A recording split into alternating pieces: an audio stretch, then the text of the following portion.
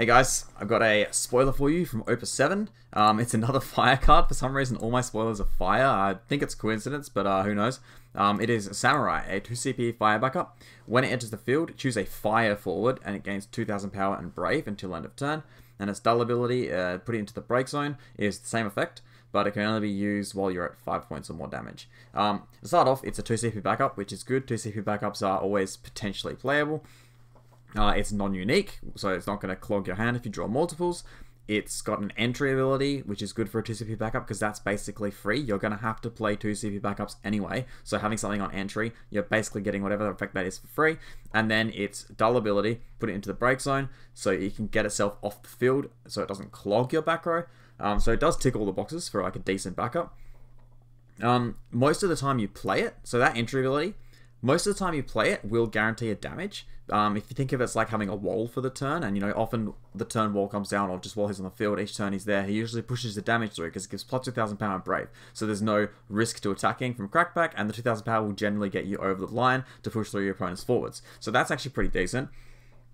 Quite a few fire forwards actually heavily benefit from the brave as well. So something like Zand, who, you know, he's a big body that's good defensively and offensively, but you generally can't get both of those at the same time because he's not brave, but this will give him brave, so you get the 5 count attack without losing that massive blocker that can clear something when it dies.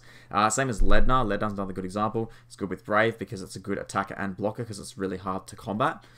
The second ability, it plays well into the damaged archetype that they're sort of trying to push now, which wouldn't have been that good except for this card that's been revealed now, which I'm trying to Ject.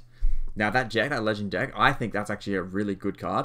And so it's nice that there's, you know, that's a great reward for having more damage, like, you know, 4 damage, 5 damage. So having another card that benefits from that too is decent. Ayame is another one. He's actually not a bad card, honestly. And so like I kind of like a Fusoya type deck with fire in it might actually now be a feasible or actually decent deck, mainly for Ject, but getting these other benefits is good too. This is one of the first ways to reliably trigger, buff the damage Zell does on entry, if you're at 5 or more, obviously. So I'm talking about the second ability now. But if you're at 5 or more, you play your Zell, his ability triggers, you can stack this to give it 2000 power. It'll do the extra 2000 damage to their forward, and also it'll be brave, so it will be able to block next turn as well. That's actually pretty solid in like the late game situation that it will be live. Again, the fact that you can break this late game is good, and the way it breaks itself is really good too. So often, with backups that are good because they can break themselves, a good example is White Mage. Often using it just to get it out of your row, you lose a bit of value. You know, like a White Mage, if you're just using it naked to clear a slot, remove something, that's not as good as if you're using it to remove something in response to their effect, to stop their effect. So it's not as good if they're using Vanilla or Layla or whatever. In this case, the fact that you're giving 2000 power and brave, that is a good proactive thing to do. So just breaking it to get the slot, you usually actually get the value out of the effect as well. You don't have to, you're not kind of losing it by not using it reactively. Outside of fire, there's obviously it's designed for fire, but outside of fire, it is a category 5 backup.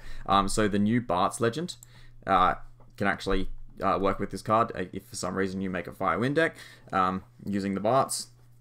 So that's like nice to know. But yeah, that's pretty much all there is to say.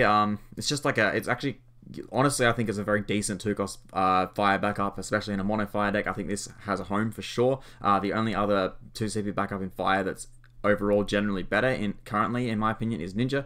But you know, they both kind of fill different roles, and this actually kind of plays into Ninja as well, because while you're building your backups with something like this, it'll push you a few points of damage through, which means that your Ninja will be more of a threat later on, or Red Mage if you still play that. Fire is very good at cheesing damage through.